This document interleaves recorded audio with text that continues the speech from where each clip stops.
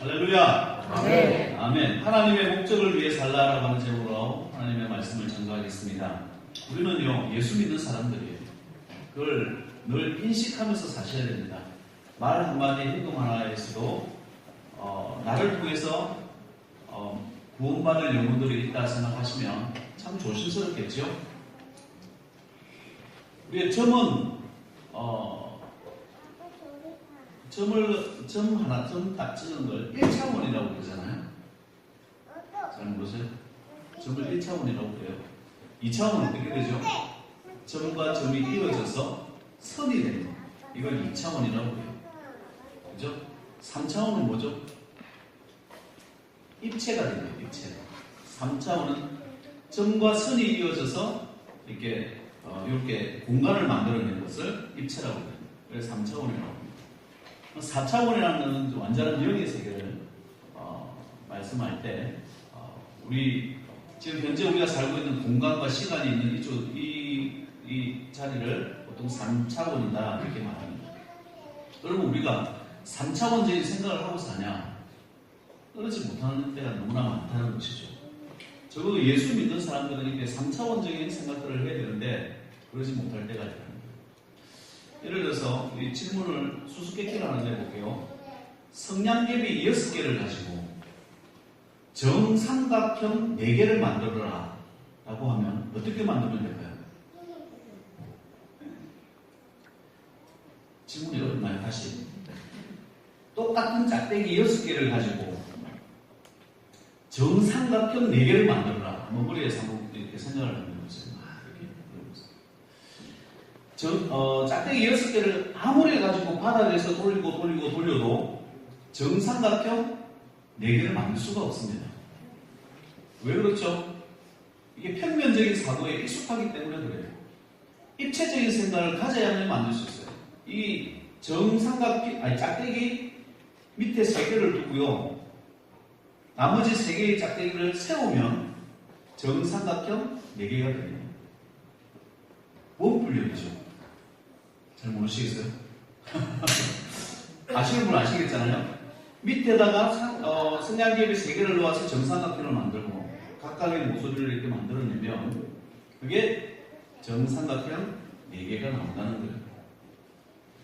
우리는 삶 속에서 늘 평면적인 사고에 익숙해 있기 때문에 여기서 뭐가 안 되냐 저렇게 안 되냐 이것만 자꾸 풀려고 보는 거예요. 그러다 보면 이게 우리 삶 가운데서도 이게 입체적인 사고가 잘 나오지 않습니다. 그럼 이게 우리가 적용시켜보면 믿음으로 적용시켜보면 이런 거 영적인 사고는요 늘 입체적인 사고예요. 그러니까 육적으로 살아가는 사람들의 특징은 뭐냐? 늘 세상에서 살아가는 바닥에서 살아가는 땅바닥에서 이걸 어떻게 하면 될까 하려고 노력을 많이 하지만 해결되지 못하는 문제를 가지고 혼자서 노력을 하더라고요. 고린도전서 2장 14절 말씀해 보면 육에 속한 사람은 하나님의 성령의 일들을 받지 아니하나니 이는 그것들이 그에게 어리석게 보임이요 또 그는 그것들을 알 수도 없나니 그러한 일은 영적으로라야 분별되기 때문이라 이렇게 되어 있습니다. 그러니까 세상에서 우리가 하나님의 일을 해나가고 하는 사람들을 크리스찬이라고 얘기를 했을 때는 우리가 영적인 것으로 분별할 수 있는 능력도 가져야 되는 것이 성도의 모습이라는 거예요. 세상 사람들 말하는 것도 평면적인 사고라고 이야기를 하면 무엇을 먹을까, 무엇을 입을까, 무엇을 마실까 이것만 가지고 염려를 하죠. 그럼 이게 평면적인 사고예요. 예수 믿는 사람들이 무엇을 먹을까, 무엇을 마실까, 뭐 어떻게 할까 세상 살아가는 이 땅의 세계만을 가지고 생각한다고 한다면 이 평면적인 사고에서 예수 안 믿는 사람들과 똑같은 삶을 살아가게 되더라는 거예요. 그러면 이 평면적인 사고는 내가 무엇을 먹을까 행복해지려면 어떻게 되죠? 더 주면 되죠. 먹고 싶은 건 더 주면 돼. 갖고 싶은 건 더 가지면 행복하다고 말해요. 그런데 예수 믿는 사람은 그렇지 않다는 거예요. 우리가 입체적 사고를 가져야 된다라고 할 때는 우리 삶 가운데 늘 하나님을 의식하면서 하나님의 목적을 따라서 하나님이 나와 함께 하시네 그것을 생각하면서 사는 거예요. 하늘에 하나님을 점으로 삼고 내 주변에 원주형이 만들어져야 된다는 것이 그게 입체적 사고 아니겠어요? 그래서 나는 뭘 먹고 이런 것이 아니라 하나님이 먹이신다. 하나님이 입혀주신다. 하나님께서 마시게 하신다. 이런 믿음으로 살아가는 것이 성도의 모습입니다. 하늘에 계신 하나님을 빼버리면 그냥 땅에서 살아가는 삶의 모습밖에 되지 않더라라고 하는 것입니다. 세상은요, 그래서 성도들을 이해를 못하는 거예요. 교회를 이해를 못하는 겁니다. 예를 들어서 이런 거예요. 아담에게 이르시되, 창세기 3장 17절 말씀이에요. 내가 내 아내의 말을 듣고 내가 내게 먹지 말라 한 나무의 열매를 먹었은즉 땅은 너로 말미암아 저주를 받고 너는 내 평생에 수고하여 그 소사를 먹으리라 했어요. 아담이 하나님 앞에 죄를 범했습니다. 그러면 물론 아담이 당연히 벌 받는 것은 이해가 돼. 왜 땅이 저주를 받을까? 땅이 왜 저주를 받죠? 이해가 되지 않는 연결을 보이지만 하나님 입장에서 한번 보시라는 거예요. 우리가 하나의 관계를 생각해보고, 내가 아담이라고 쳐요. 아담을 가운데다 놓고 한 삼각형을 그려보죠. 어떤 삼각형? 나와 하와의 관계, 가정의 관계가 되겠죠. 사람의 관계가 되겠죠. 관계가 있었어요. 하나를 걷고, 또 나와 이 생명과의 관계, 동식물들 이름 지어줬잖아요. 그래서 생명과의 관계가 있어요. 그 다음에 생명 아닌 물질과의 관계, 바다도 있고 땅도 있었어요. 그죠? 하늘도 있을 거 아니에요? 그렇게 삼각형을 접고 한번 자기가 가운데 있다고 한번 생각해 보세요. 거기에 뭐와의 관계? 하늘에 계신 하나님과의 관계가 이렇게 원초형으로 만들어지잖아요. 그런데 뭐가 깨졌어요? 죄를 지음으로 인해가지고 하나님과 나 사이의 관계가 깨지는 거예요. 하나님과 나 사이의 관계만 깨졌는데 인간관계가 망하고요. 물질과의 관계가 망하고요. 세상과의 관계가 모든 문제들이 보이는 거예요. 이게 하나님께서 우리에게 만들어주신 방법. 그럼 역으로 한번 생각을 해보죠. 내가 물질적인 부분이 엉망이다. 내가 인간관계가 엉망이다. 내가 삶의 모든 문제가 엉망이다 생각했을 때 그 사람들을 한번 잘 한번 보시기 바랍니다. 하나님과의 관계가 바른지, 예배 시간에 잘하는지, 내가 혼자 있을 때 하나님과의 관계는 어떤 관계를 맺고 있는지 한번 보시면요, 그 관계가 대부분 끊어져 있어요. 끊어진 사람들의 특징은요, 어떤 사업을 해도 어떤 관계를 만들어 나간다고 하더라도 이게 이루어지지 않는다. 목사가 할 수 있는 일이 뭐죠? 집사님 기도하세요. 말씀 보세요. 예배 제대로 드리세요.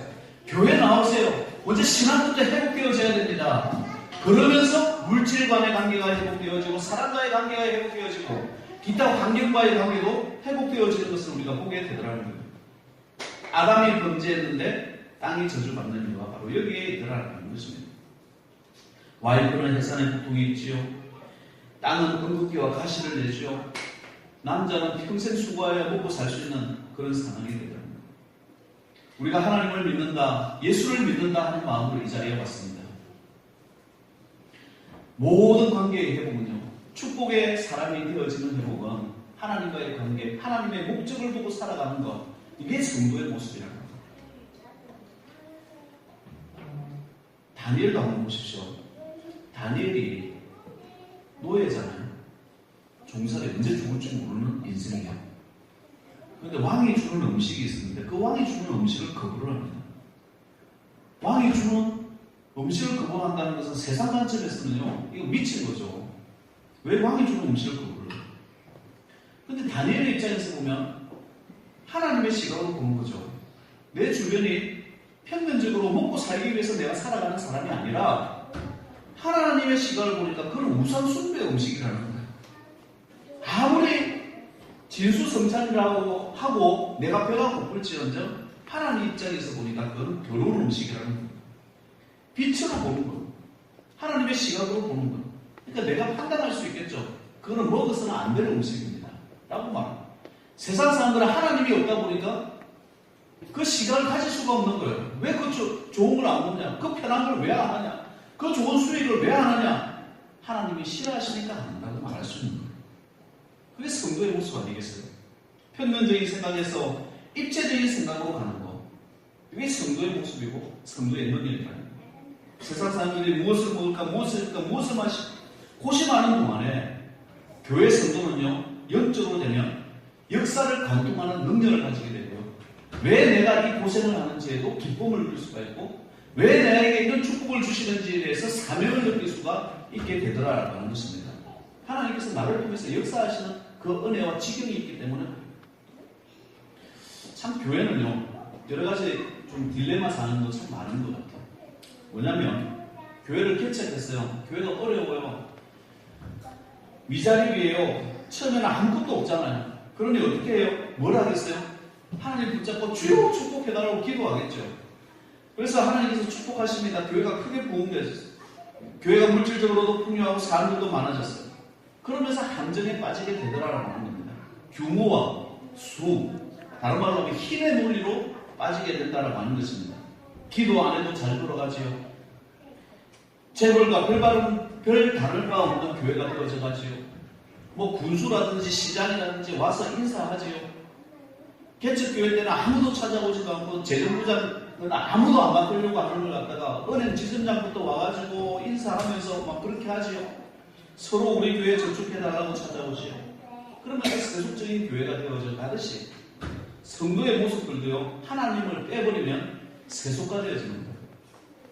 살살 사람들과 똑같이 무엇을 먹을까, 무엇을 입을까, 무엇을 마실까 이런 고민하면서 살아가게 되더라고요. 내가 왜 먹어야 되죠? 하나님께서 먹여주시는데 하나님을 늘 의식하면서 살아갈 수 있는 그런 귀한 분들 되시길 바랍니다. 로마인의 이야기라는 그런 책을 한번 다 보셨겠지만 이런 말이 나와요. 아름답게 지을 능력이 없을 때 로마 사람들은요, 크게 지었다는 거예요. 다른 말로 하면 깊이와 넓이가 없을 때 규모와 수로 간다는 거예요. 이거 우리에게 주는 의미가 굉장히 크다고 생각합니다. 오늘 요셉의 경우도 우리가 한번 잘 생각 한번 해보죠. 요셉이 꿈을 꿨습니다. 꿈을 꿔서 나중에 뭐가 되죠? 총리가 돼요. 그러면 우리가 꿈을 꾸면 총리가 되겠다. 예수 믿으니까 이렇게 총리가 되는 일이 얼마나 좋냐. 이해는 못하겠지만 잠시 거짓 생활을 왜 했는지는 모르겠다. 감옥도 왜 갇혔는지는 모르겠지만 나중에 총리 되지 않냐. 너 예수 믿으면 총리 된다. 이렇게 말을 한다고 한다면 요즘 뭐 드라마 스카이 캐슬 했다면서요. 서로 스카이 가려고 노력하는 그런 것과 별반 다를 바 없는 종교가 되지 않겠어요? 그러나 요셉과 하늘의 하나님과의 관계를 한번 생각해 보자는 거예요. 거기다 하나님을 넣어보면 요셉을 통해서 하나님의 약속을 성취하려고 하는 거잖아요. 요셉을 통해서 이스라엘 민족을 만들어 가려고 하는 거잖아요. 요셉과 모세 사이에는요 400년의 시간이 있습니다.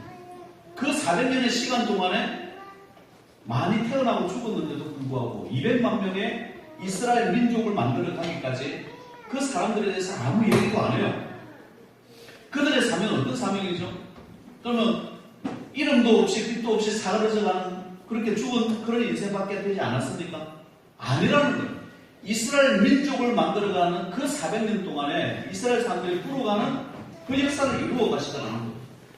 요셉의 이 이야기가 나오기 전에는 어디서부터 시작하냐면 창세기 15장부터 시작하는 거예요. 아브라함에게 너에게 축복하겠다. 너 바다의 모래알을 셀 수 있나 한번 봐라. 너 밤하늘의 별들을 셀 수 있나 보라는 거예요. 그걸 셀 수가 있다고 한다면 너희 민족들도 셀 수 있을 것이다. 그만큼 내가 너희들을 축복하겠다라고 얘기를 하셨어요. 말씀을 하셨어요. 그리고 400년이 지난 거예요.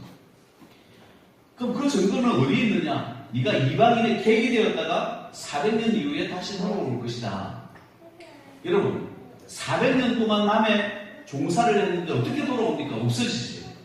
오늘날 유일하게 나라와 민족이 되어져 있는 고대 민족 가운데 살아남은 민족이 어디에 있습니까? 이스라엘 민족 외에는. 유일하게 살아남아 있는 민족이 이스라엘밖에 없는 거예요. 이것을 기적으로 보여주겠다는 거예요. 그러니까 하나님의 약속의 성취죠. 우리는 축복의 통로가 되어져야 됩니다.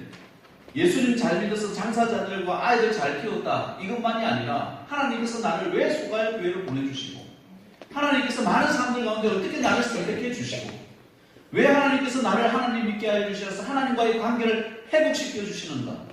왜 다시 물질의 관계를 회복시켜 주시고 사람과의 관계를 해주시고 환경과의 관계를 회복시켜 주시려고 하시는가?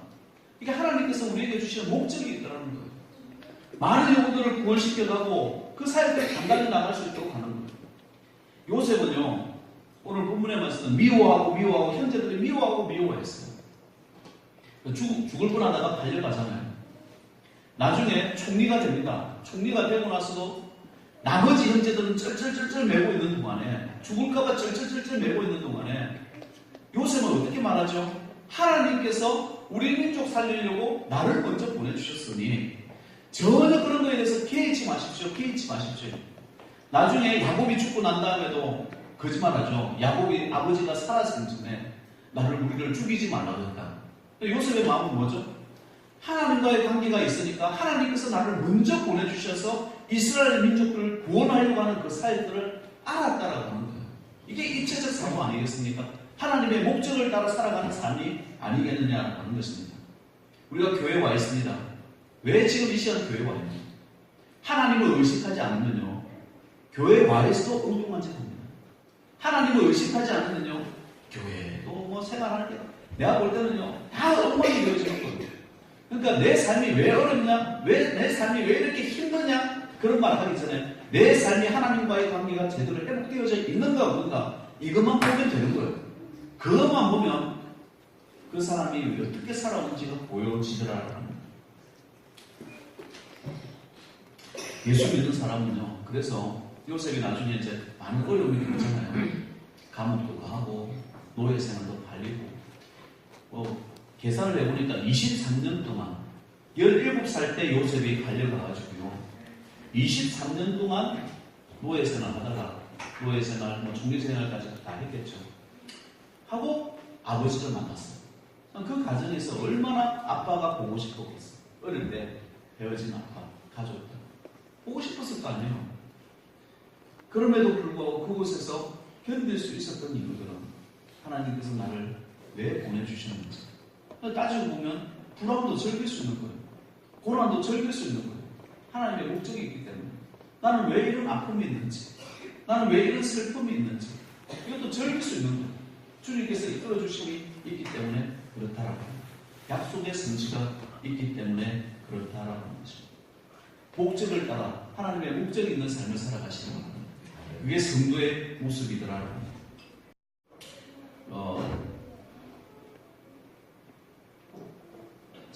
리버넬이라고 하는 목사님이 계세요.